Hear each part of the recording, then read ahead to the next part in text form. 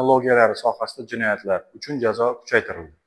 O'zbekiston Respublikasi Prezidentining 2025-yil 30-apreldagi PP 152-sonli qarori qabul qilingan bo'lib, ushbu qarorda axborot texnologiyalari yordamida sodir etilgan jinoyatlarga qarshi kurashish faoliyati yanada kuchaytirish qaratilgan chora-tadbirlar to'g'risida qaror qabul qilindi. Qarorga ko'ra, Ichki ishlar vazirligi O'zbekiston Respublikasida kiberjinoyatlarga qarshi kurash yo'nalishida vakolatli organ etib belgilandi.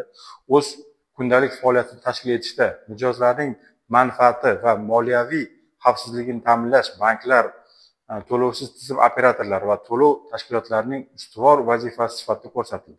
Shuningdek, kiberjinoyatlar sodir etish o'z nomidagi bank kartasi, bank hisob raqami, sim kartasi hamda elektron himoyadan foydalanishga yo'l qo'yilgan shaxslar uchun ma'muriy va jinoiy javobgarliklar belgilandi.